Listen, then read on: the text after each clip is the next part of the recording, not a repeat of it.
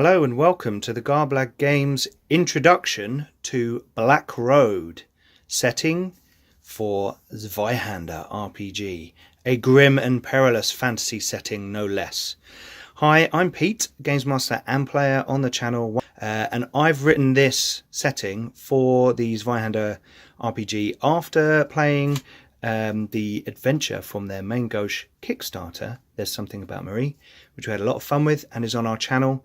And you can see a link provided somewhere adjacent to this video, maybe down there, or maybe up there, who knows. So we just wanted to give you a little rundown of what's in the PDF at the moment, because we updated it at the weekend, and we thought we'd give you a little rundown. So let's go in and have a look. So we've got the credits, Grim and Perilous Library. Massive thanks to the guys over at Zweihander.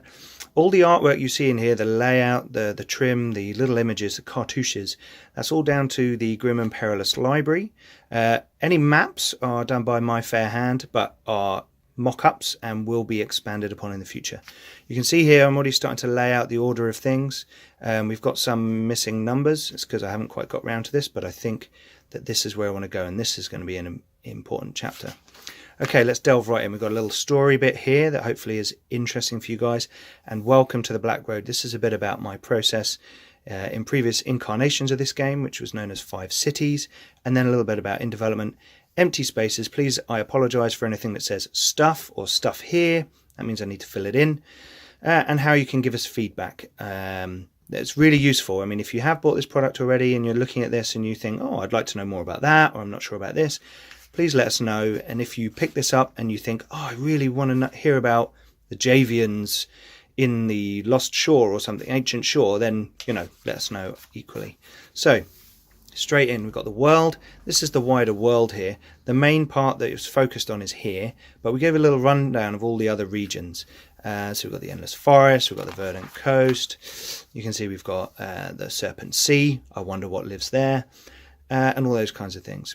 We then zoom in on the kingdom, which is really the main region of play as it's assumed from the beginning. These are all the geographic regions, and what this does is instead of having a race, your character will have a region, and it's a humanocentric setting. So there's no dwarves or elves or halflings or anything like that.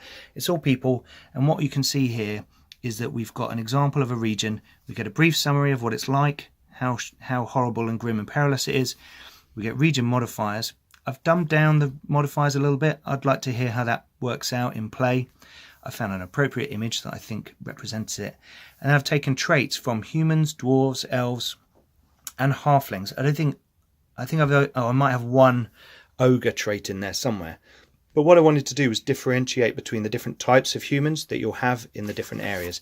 And as you can see, we've got quite a few regions, quite a few different attitudes and approaches that you might want to take. If there's anything else you want to hear about a region, the people of a region, there's loads more that could go in here.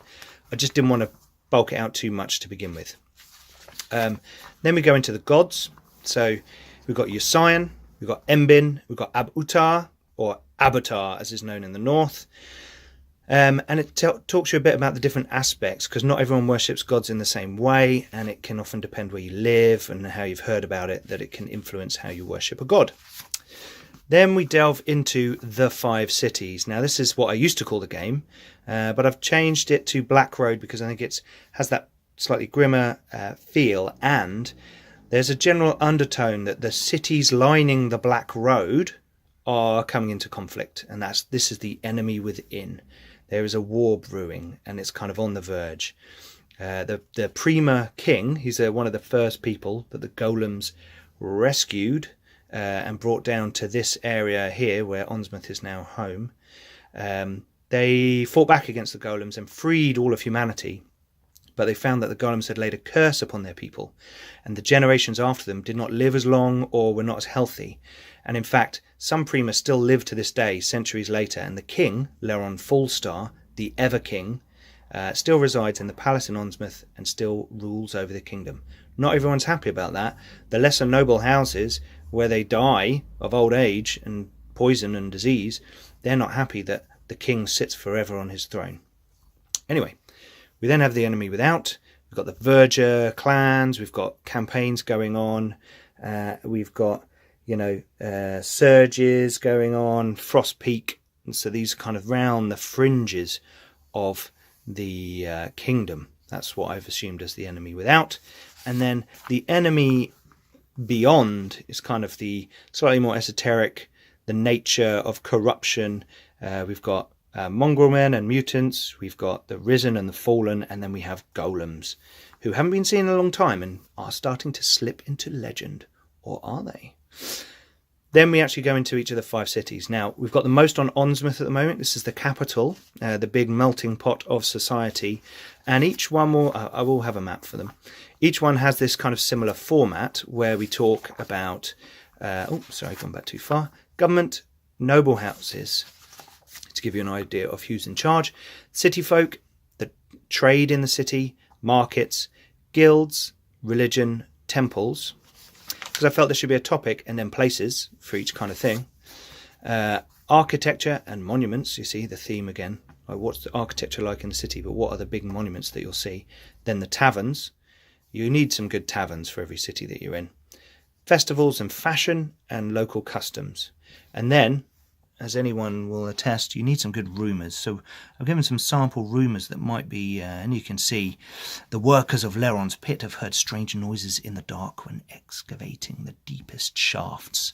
So, you know, there's dark things afoot in all corners of the kingdom. We've got Blackbridge, which is the second city, but is rivaling Onsmouth. And we need to fill in, I've got pages that say stuff now, you'll see more and more of this. We've got Rystable, which is the kind of agricultural centre of the kingdom. Stuff. I've got things, I just need to format it properly and get it all in there. We've got North Avon, which is the military centre in the north, which protects it from the surges, from the Vale of Scars, and where the military academy is for the strikers, who are the kind of roving police, rangers, defenders of the kingdom, arbiters and general nice guys. But recently they're not so nice, and they've been bribed and persuaded to look the other way, etc. Then we have Satoria. Satoria is interesting. It's not as big as the other cities. It's far to the south on the edge of the Sea of Sand. And this is where the 3 Stars resides, which is the centre of magic in the world. Magic doesn't come free, however. It's not some happy-go-lucky place where you're 12 years old and you get sent off to Wizards Academy. Here you have to be indentured to a noble who has worked hard to pay for your tuition and plied the political landscape to get you into the 3 Stars. So magi, as they are known, are often indentured for years to noble households. Even though they're powerful, their families and their friends are often held ransom against them, so that they use their magics for the benefit of a noble house for a good long time before they're left to go their own way. It's also funny how many magi seem to end up dead before the end of their indentured servitude. But anyway, we're going to have more to come. As you can see, we're going to have a bit on professions. So there are going to be some specific professions, I think mostly about magic, and a few things like striker and those things. We're going to have some equipment and more magic, maybe some more spells, but also artifacts. They're very specific artifacts for the setting that deal with its history. We're going to have a section called The Truth, which we think will be, well, it's going to be the Games Master section, but it's going to tell you the real secrets behind some of these things, the world, the reason the setting is the way it is, what's really going on, what is Attilam the Titan King up to, etc, etc. That section will have a warning on it for players not to read it unless they want to spoil it for themselves. But I feel that I want to convey some of the bigger arcs that I think are important to Black Road as a setting, and what possibly a Games Master should have in the back of his mind when he's thinking about how people find magical artifacts and what it means, what the effort that's gone into either create them or the accident that's gone into creating them. But anyway, this is the Black Road. This is the product. I'm pretty proud of this. I kind of gave myself a kick up the butt to get it started. I need help to develop it. If you do get this and want to give me some feedback, then feel free. I would very much appreciate it. Hopefully this video gives you a bit of a taste of the Black Road, maybe even entice you to go and buy it. If you do, thank you very much. Thanks for watching and listening, and if you haven't, check out Garblag Games on YouTube, Facebook, Twitter and Instagram, and hopefully we'll see you out there for some of our crazy adventures.